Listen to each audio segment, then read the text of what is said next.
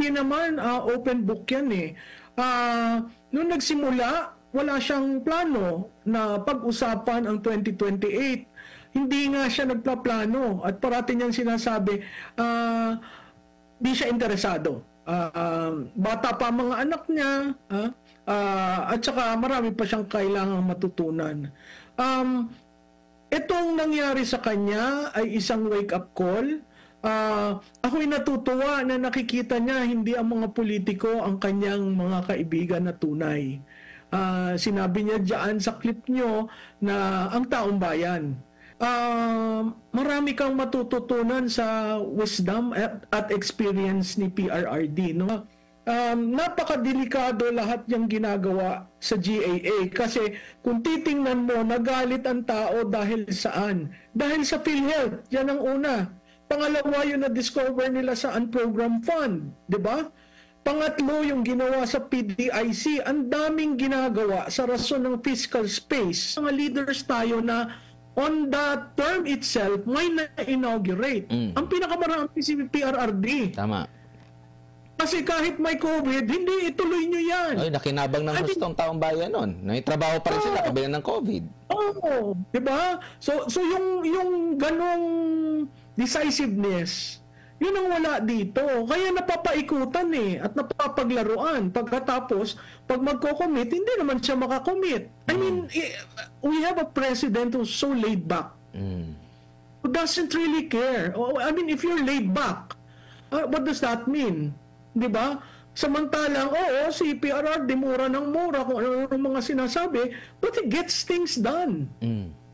That is leadership. So, ay pagtutol dito nga sa impeachment. Ano sa tingin mo ang message na ipinapaabot nitong National Peace Rally ng INC?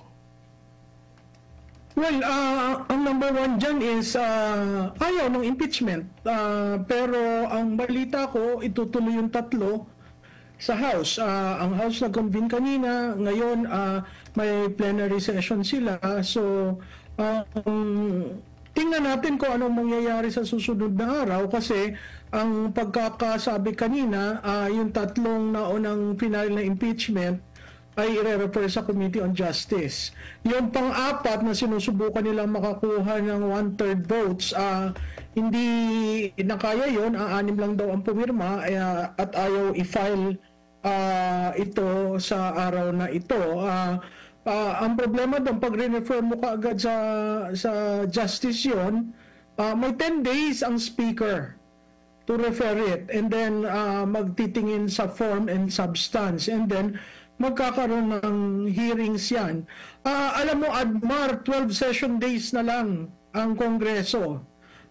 Hanggang Pebrero, ika-7 ng Pebrero, mag-i-end uli ang kanilang session para sa eleksyon. So, ako, as a political strategist, napakahirap yung gagawin nila. Kasi with this outcome na pagkalaki-laki, dambuhala ang nagpakita ng galit, mahirap yung sasalungatin nila ang sentimento ng bayan na nagsasabing tigilan na ang impeachment. Dun sa nagsasabi na wag nang pag-usapan ang unity at peace, siguro dapat respetuhin natin ang Iglesia ni Cristo at ang mga parallel groups na sumama dyan. Babalikan ko, ang unang rason kung bakit meron tayong National Peace Rally is National Unity Rally rather, ay dahilan sa impeachment. No? Sinabi ng presidente, hindi niya gustong magkaroon ng impeachment, and that can be very divisive at magugulo ang bansa. Yun yung rason. So para yung iba nagsasabi na nagpapabudol na naman kayo, addressing to the Iglesia ni Cristo at saka yung mga sumasama, sa tingin ko nagkakamali sila, dahil hindi lang naman ito pagsang-ayon sa sinabi ng Pangulo, ito rin ay pagtindig para sa bayan na tigilan na muna natin ang politika, lalong tayo papalapit na sa eleksyon, hindi ito maganda para sa taong bayan. Ang tingnan natin parati, yung nakararami. At nakararami ang umattend dyan. Sobra-sobra pa nga, no? I am very shocked at the mammoth crowd na naandyan. Kasi talagang lumabas ang taong bayan. Hindi lang naman ito iglesia. Maraming parallel groups at maraming ordinaryong taong sumama just to register their opposition to what has been happening in the past 3.5 years. So, ako klarado ang sentimento ng taong bayan. Ngayon, mas klarado pa sa akin, kisa sa mga survey na lumalabas, talagang sinasabi nila, ayaw namin na ng politika. Ang gusto namin, umunlad ang aming personal na pamumuhay, magkaroon kami, masolbahan yung food inflation, at saka yung corruption. Opo, no? And by the way, ang pinaka-latest din ngayon, Prof. Malo, di ko alam kung nabalitaan mo, binakante na yung posisyon sa ano pala? Yes, sa APRO. Tingin mo may kaugnayan din ito? Nayanig na ba sila dito sa message na pinapakita nito ng taong bayan? Alam mo, Admar, siguro ang kailangan nating tingnan, bakit na-move from 8 to 4 p.m. yung start ng program. At binigyan ng iglesia at ng mga kasanib na puwersa ang liderato para pumarap sa taong bayan at sabihin ano ba talaga. Unfortunately, hindi niya yung ginawa. So, at ang naghaing, ang nag-motion to declare all seats, not all seats, the seat of the chairman of appropriation was the Son. So, hindi ko alam kung peace offering yan. Kung peace offering yan, sino maglilinis ng kinalat, ng pagkakalat na ginawa sa GAA? Tandaan mo, napirmahan na yung GAA, pero wala pang naiimprenta. So, hindi ko alam kung linilinis pa, nagkakaroon ng insertion or what. Napakadelikado lahat yung ginagawa sa GAA kasi kung titingnan mo, nagalit ang tao dahil saan? Dahil sa PhilHealth, yan ang una. Pangalawa, yung na-discover nila sa unprogrammed fund, di ba? Pangatlo, yung ginawa sa PDIC, ang daming ginagawa sa rason ng fiscal space na nagugulat ang taong bayan kasi ang naaapektuhan sila. So nakita rin natin, ang dami na nagsasabi, itigil na yung AKAP. Ang AKAP is now being defined as equivalent to vote buying. Tapos sasabihin ng chairman ng COMELEC, yun daw ay programa ng gobyerno, basta wala daw politiko. Di sana alsin pati yung TARPS. Naglipa na ang TARPS tuwing may distribution. So, hindi naman ho yan pera ng mga politiko. Pera yan ni Juan de la Cruz. At alam mo, Admar, kaya ako natutuwa, maraming middle class ang sumama sa rally ngayon. Bakit ko nasabing middle class? Kasi makikita mo yung, kung umikot ka sa kanila at nakinig ka, umayo ka lang makinig ka, makikita mo ang pinag-uusapan nila, magkano ang nabibili nila sa 1,000. Magkano ang sweldo nila. So meaning, hindi ito DE. At karamihan may sasakyan, di ba? Pribadong sasakyan, except the members that were given the vehicles. So makikita mo, this is a combination of the middle class as well as the angry voters. Yung sinasabi ko sa inyo dati na protest vote. So, again, the science of the crowd tells you that there is a shared sense of commitments, a shared value, at napakalakas nitong grupong ito. Kung yan depende kung ano mangyayari ngayong hapon at sa susunod na mga araw. Kung hindi magkaroon ng reforma, napakalaking puwersa nito. Whether before the campaign or during the campaign. Oo, and si Marcos Jr. mismo ang nagsabi. Kumbaga, nakita mo ba na wala talagang power siya at iba yung nagko-control sa ating ngayong gobyerno. Kasi sa kabila ng panawagan niya, parang ito nga ta, 'di ba, yung sinasabi na sinusuportahan ng INC yung pahayag no ng Marcos Jr. na wag na ngang ituloy itong kasi lang to magkakaroon lang ito ng sobrang gulo at apektado nito ang buong bansa. Pero sa kabila nito, 'di ba, meron pa yatang pang-apat na impeachment complaint na nakaumang. Makikita mo talaga, sa tingin ko, pwedeng na, again, babalik tayo dun sa impaired judgment, paiba-iba kung magdesisyon eh. At nakikita mo na wala siya yung titindigan at sasabihin, hindi, ayoko niyan.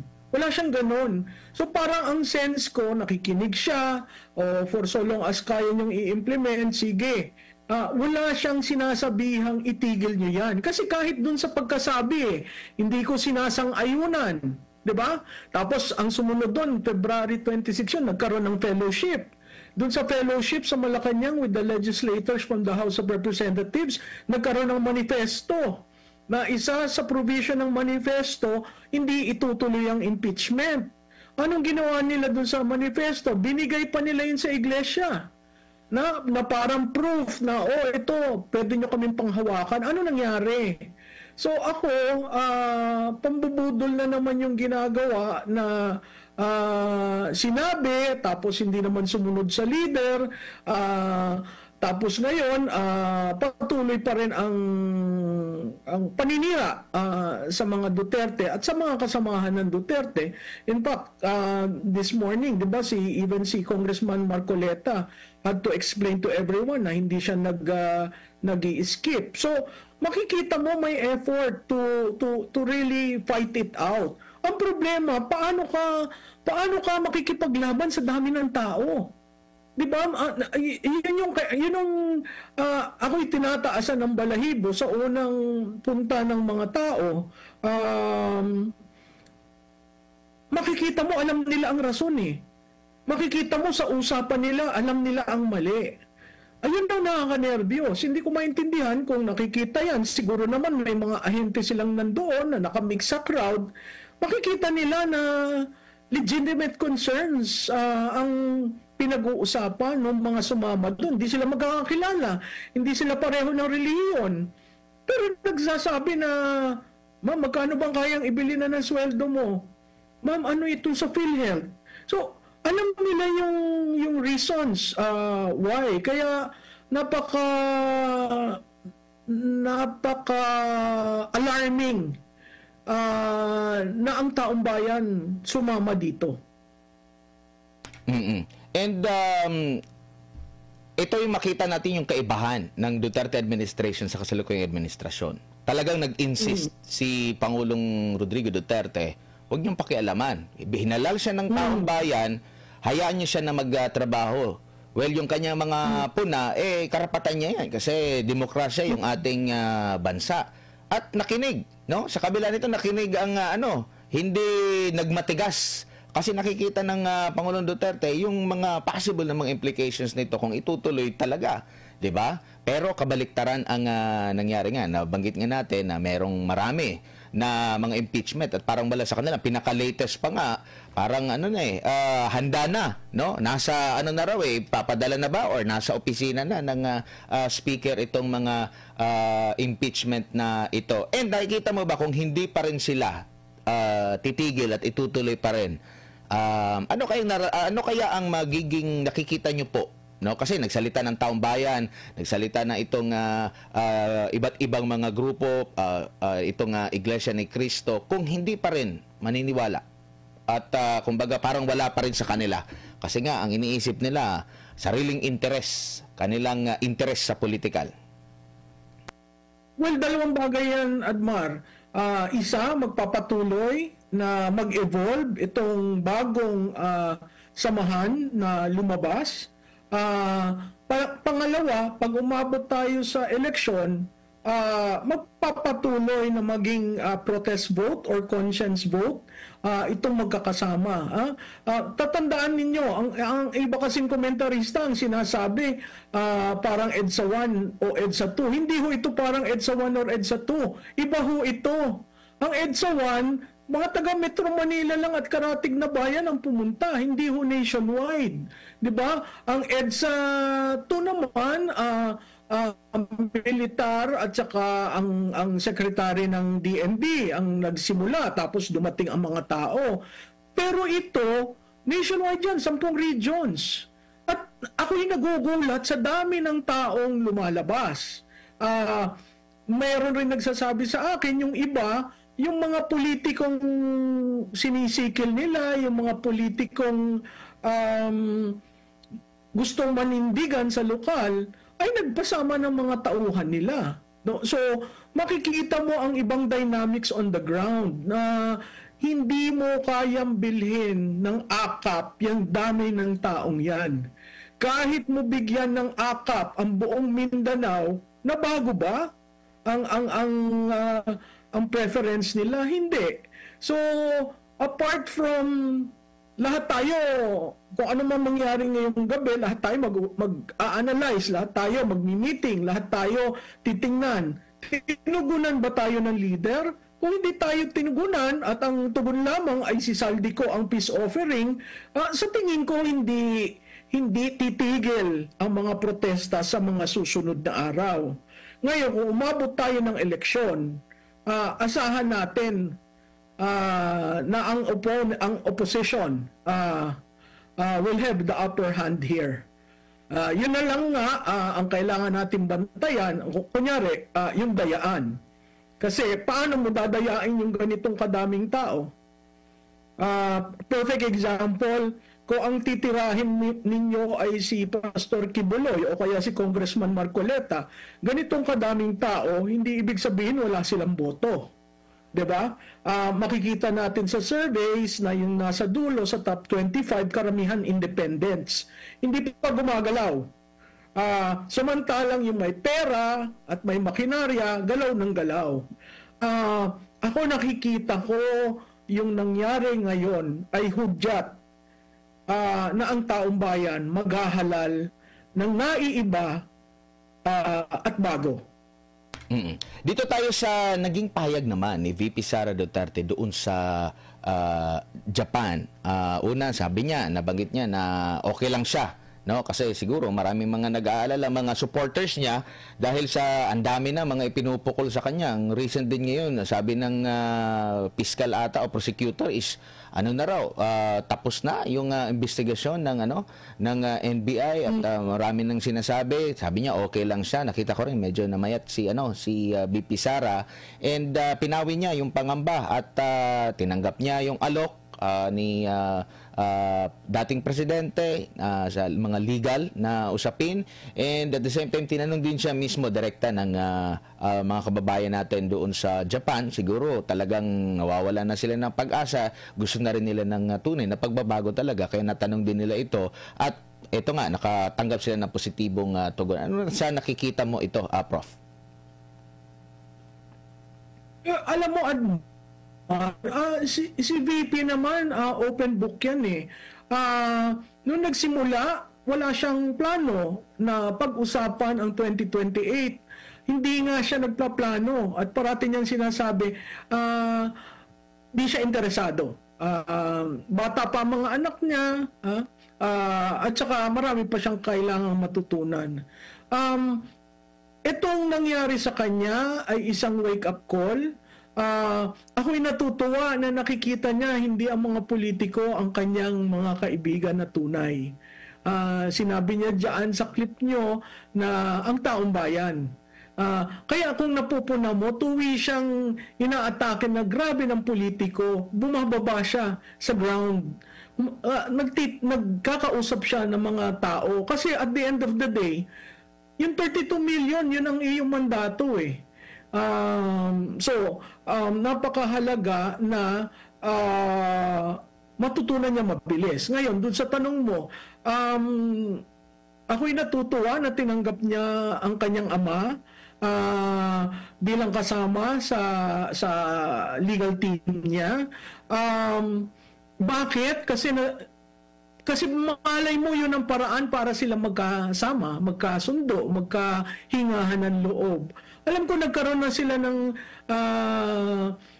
pagkakataon nagkahingahan ng loob nung Pasko, pero marami kang matututunan sa wisdom at experience ni PRRD, no?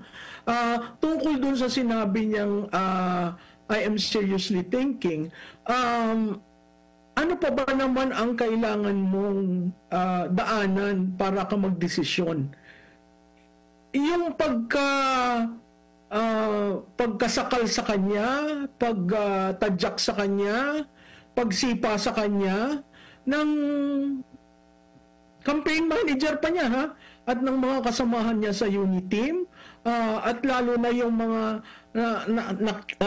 nakinabang noong 2016, noong panahon ng kanyang tatay, makikita mo ang politika, there are no permanent friends or enemies. That is the nature of the beast. So itong pagkakaaral niya, ang pagkakaalam niya na actual na nangyari sa kanya, I think will guide her for wherever she's going, wherever she plans to be in 2028. Napakahalaga na magsimula kung interesado siya talaga sa 2028 kasi ang administrasyon naghahanap na ng ibang kandidato, no? Nakita nila na ilang taon itong si speaker pero hindi naman umaangat. So maghahanap ka ng iba. Sino yung iba? Napapabalita si Secretary John Vic Remulla ay isa. Napapabalita na si Tulfo ay isa. Pero nakita natin yung nangyari kay Tulfo. Gugustuhin mo bang managot sa ganong kasordid na background, di ba? Whether that is Senator Raffy or Congressman Erwin. So lahat yan, pagdating sa 2025, ay magpaplano na. Maaga ang pasok ng politika dahil nag-decide silang ganituhin si VP Sara. So maaga rin ang pasok ng 2028. So, I guess after 2025, magkakaroon na yan ng pormahan kung sino ang magkakasama o kung sino magtutulungan. Clearly, kay Vice President Sara Duterte, hindi yan politics as usual. Kasi nakita na niya kung sino ang sa kanya at kung sino ang hindi sa kanya. And dito nga sa yung ano pala, no, yung nangyari kay nabinay si Inday, sabi nga, 'di ba? Kasi nga ang aga pa lang for 2028. Pero may balita ngayon yung kay Binay na na kaso, basura, 'di ba? Pero kumbaga grabe yung epekto rin niya. So maaring ganito rin yung nila, target lang nila na sirain lang ang imahe kasi nga 2028 ay banta sa kanila. And pwede rin ba yung naratibo or ang isang anggulo na kaya nila gusto i-impeach kasi baka may ibang mangyari na merong para mas madali sa kasalukuyang presidente kung meron mang mangyari na mag-appoint na gusto niya at hindi na dadaan dun sa succession? Oo, pwede yan. Yung mga scenarios, Admar, ay live yan. Kaya nga sabi ko, very fluid. Yung nabinay si Sara, actually, ang difference nila, si Vice President Binay chose not to answer the Senate. He went to the office of the Vice President and used that as the platform to respond to the senators. What the current VP did was not use that playbook. Hers was to directly respond. Diba? Pumunta siya sa Kongreso, nag-press con siya, talagang sinasabi niya ang kabulukan ng sistema. Meron pa yung mga patibong at baon na hindi pa nare-release, no? So kung magkagipitan, siguro ang very interesting, mag-ingat yung administrasyon kasi hindi mo alam kung kailan yan dadating. Lalo na ngayon na ang taong bayan lumabas nationwide. Uulitin ko yung mga nagsasabi, it's just in Manila. Tingnan nyo sa Cebu, sa Iloilo. I was so surprised with Iloilo. Yung Mindanao kasi given eh.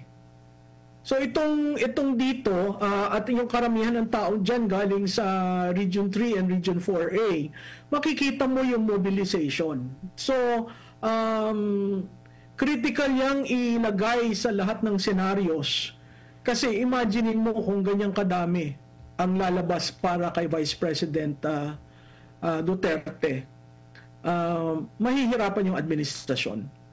Unless mag-declare sila ng martial law.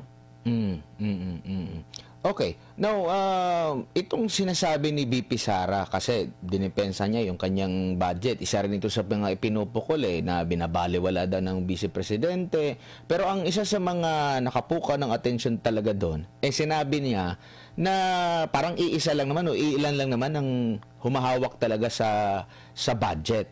At kung titingnan mo, wala na doon sa either sa baba, sa Kamara at saka sa mismong Senado, nandun sa BICAM. Kaya nga ang sabi nga ni na ano pa ang reason? Nag-iiba lang din naman 'yan. Kaya ang pagdepensa ko sa budget ko ay ito yung reason namin bakit kailangan namin ng budget na ito. Hindi ko na dedepensahan ito kasi at the end of the day, meron namang taga-decision diyan. So hayaan ko na bigyan ko na kayo ng kalayaan. So no need na mag-depensa at hindi dapat mabastos ang mga nag-iimbestiga at nagtatanong rito kasi yun din naman yung katotohanan, di ba?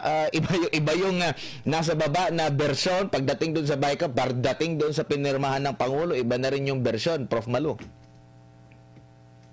Alam mo, Admar, kaya maganda yung may mga kasong isasampa sa Korte Suprema tungkol dyan sa third branch ng gobyerno, which is the BICAM. At sa tingin ko kaya hindi pa yun na-file kasi wala pang printed copy ng GAA. Nako. Kailangan yun suyurin bago tayo makapag-file. Pero there are enough people. In fact, there's a group that's saying mag-file tayo ng class suit. Medyo mahirap yun pero pinag-aaralan. So, napaka-importanteng tinan yung budget. Ngayon, dun sa budget ng Vice Presidente, alam mo talagang ang word sa English, dinefang, inalsan ng pangil. Pangil. Oo, ang Office of the Vice President, yun yung budget, around 700 million. Maganda sanang i-compare, no? Kung mamarapatin, meron kang, paano ba ginamit ni VP Sara ang confidential fund? Paano ba ang presidente ginamit ang confidential fund?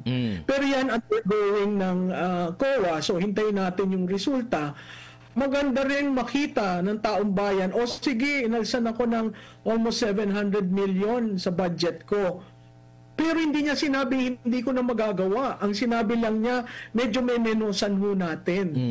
Ngayon, ang tanong ko, kung ang budget ng Office of the Vice President, ganun ang nagagawa, bakit yung ahensya na billion-billion ang pera, hindi makagawa ng ganon?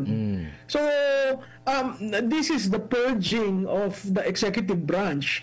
If the Vice President can do with that amount and is first on the ground, pag may natural calamity, mahiyahiya naman kayo sa executive branch kung kayo natutulog sa pansitan. Tama nga. That's essentially the challenge that she's throwing to everyone dito sa executive branch.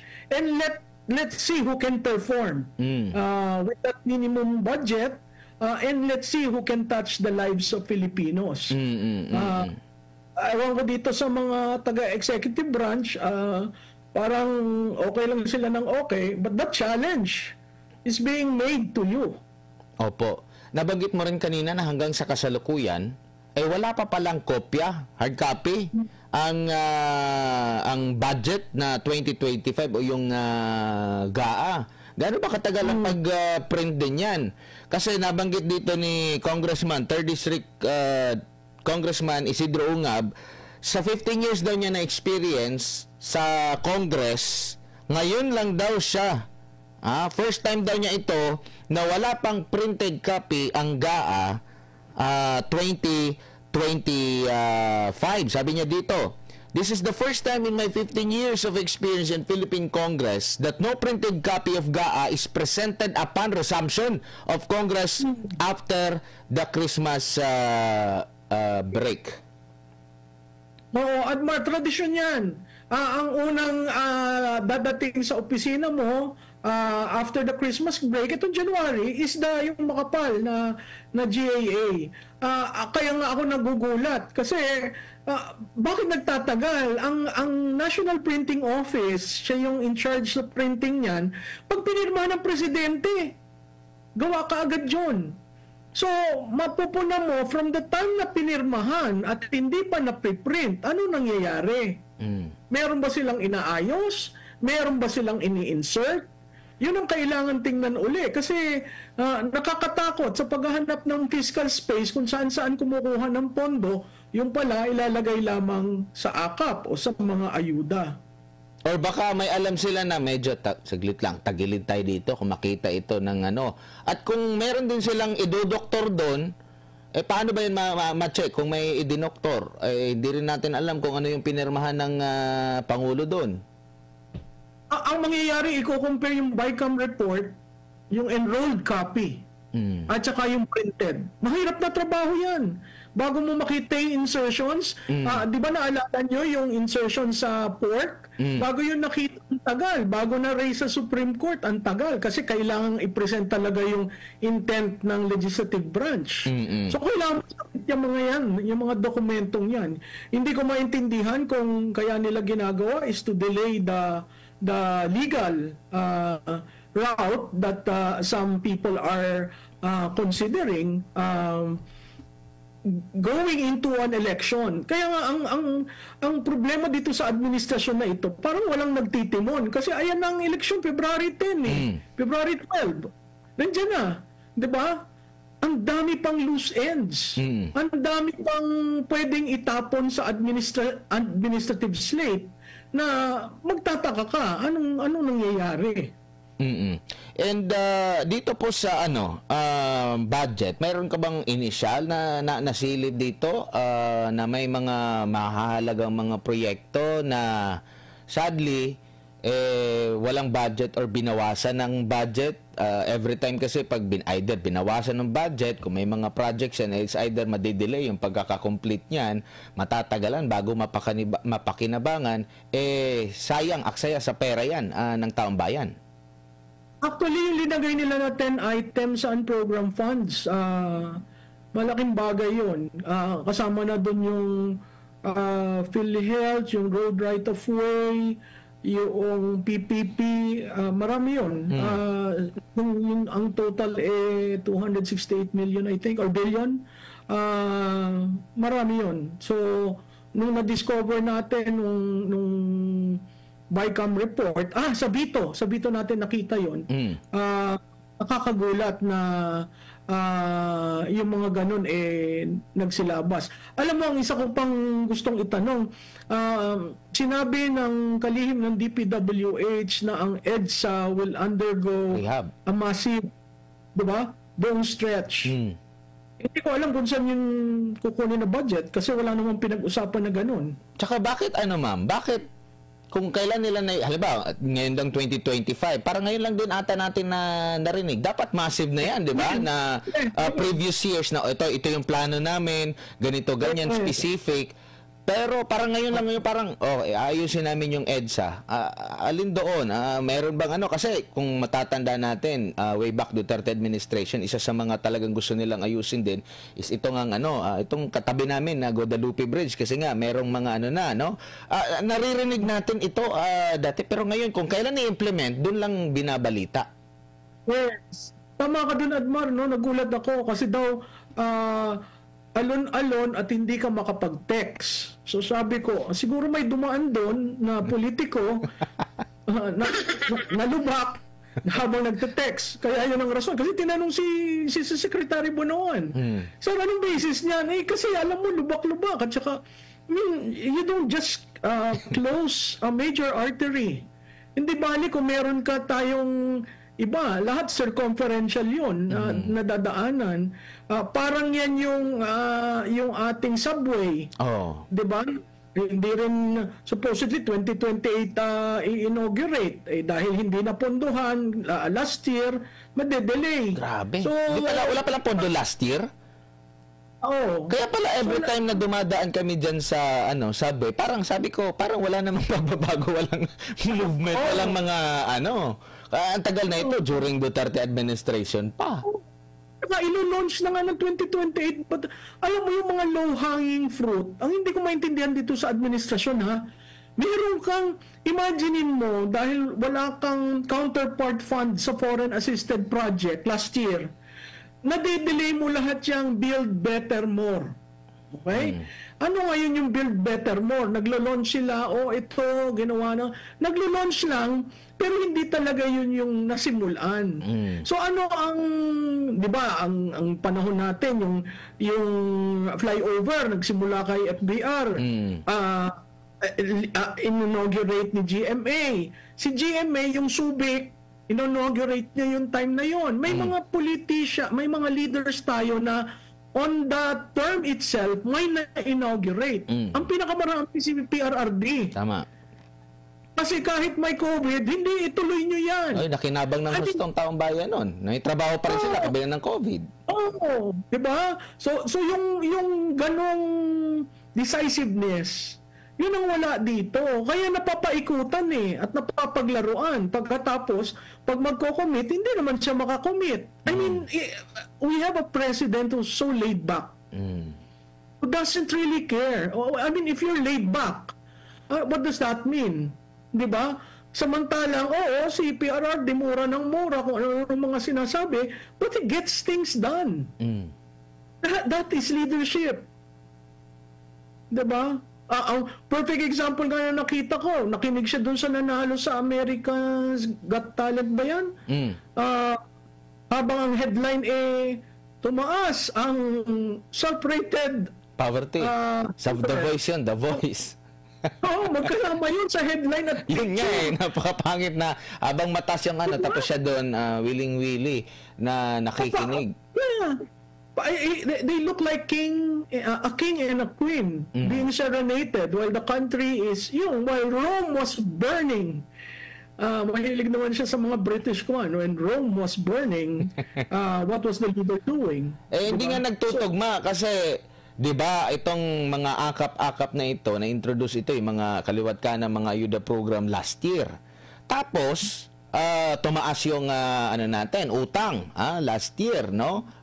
Significant kasi kung pagbabatayan mo yung mga first 2-3 years ng Duterte administration kumpara sa first 2-3 years ng Marcos administration, ang laki ng naidagdag compare doon sa parang halos 2 trilyon kay Pangulong bilyon lang Pangulong Duterte lang yung naidagdag, pero sa kanila ang taas. Pero sa kabila nito, record breaking sa 21 years, no? First time na nakatala tayo ng 68 ba yun na poverty incidence, no? And nag-double digit na pagtaas nung March kumpara sa March or June ba yun to September or March to June na na survey. So hindi nagtutugma, maraming perang ibinigay, nangutang, maraming mga ayuda, pero hindi nagre-reflect sa tunay na resulta. Oo, tama yun. Kaya kasi yung datos ang reliable 'di ba? Yung datos na galing sa Philippine Statistical Office, napaka-reliable 'yun. Ang ating inflation is food inflation. Ang food inflation ay dahilan sa supply chain. At hindi tayo nakaka-produce ng enough para sa ating needs. So ang tanong ko, bakit? 'Di ba? Ayuda ba ang sagot? Imagine mo if you put all those together. Ang sabi nila, Aalsin natin ang tariff dyan sa rice tarification, bababa ang presyo. Bumaba ba? Hindi. Tumaas pa. Sinong kumita? Yung nagbebenta. Sino nagbebenta? Oh, 'di ba? Sinong smuggler? Oh, 'di ba nung siya ay supposedly secretary ng DA, sinabi niya may mga smugglers. Ano yung nangyari doon? So it's one lip service to another. Ang gusto lang ng taong bayan, itong araw na ito, gawin mo kaming number 1 at kami ang ayusin mo yung, alam mo, food inflation yan eh. Ayusin mo ang presyo ng pagkain. O presidente ka, hindi siguro yun, pero yung supply, napakahalaga nun. Pero lahat palliative, lahat curative, lahat. Tsaka nabanggit mo kanina, Prof, ang pinagdidiskitahan nila, yung 100 milyon na confidential fund, talagang nakatutok sila doon. Heto, ang executive na may malaking pondo, buong Pilipinas nagsasabi na parang wala effect. Kasi andyan pa rin yung mga kagutuman. Hindi ba sila, parang kagaya doon sa sa flood control project. Grabe sila maka-imbestiga dito sa sinasabing EJK, sa Quadcom, dito sa confidential fund. Pero yung sinabing pinagmalaki pa, 5,500. Tapos walang naging resulta. Ang resulta lang, puro baha. Now, ngayon, heto, gumastos ng malaki, nagbenta na ng mga ginto, nangutang ng marami, andyan yung akap, kaliwat kanan, grabe yung pamimigay, parang game show. Pero ang sabi ng taong bayan, gutom pa rin kami, mahirap pa rin kami. Ang gusto namin, ang solusyonan is yung inflation. Hindi nila magawang maimbestigahan. Tama ka doon. At alam mo itong mga dinidistribute na safety nets, hindi naman yan sustainable eh. Isang bigayan, saan naabot ang 5,000?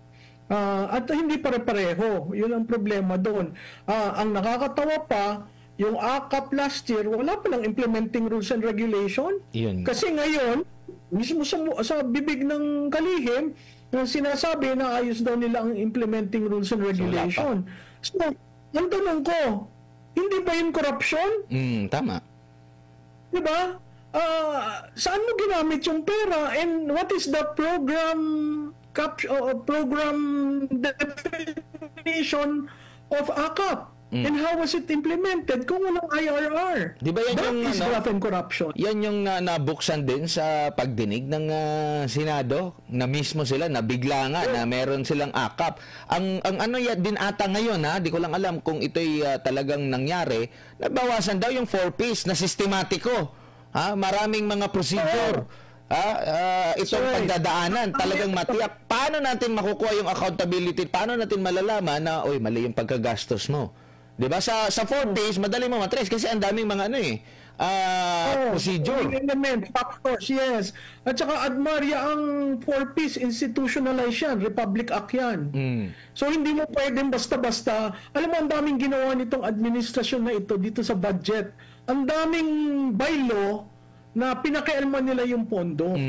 Mali-mali yun. And apparently, they're not accountable. I mean, whatever is the wish of the Speaker and Congressman Ko, they get their way. And it's funny that the President allows them to do that. So, ang parati kong tanong, baka magkakasama sila. If you allow them, you being a former legislator, and you know that the 4Ps was institutionalized during the time of President Aquino into a Republic Act. You allowed, diba? You allowed the taking of that sum, causing the removal of 4Ps beneficiaries. Anong tawag doon? Hindi ba yun graft and corruption? Well, Prof, maraming salamat po sa inyong oras at panahon. Sa uulitin po, ingat po kayo, Prof. Salamat sa inyong lahat. Si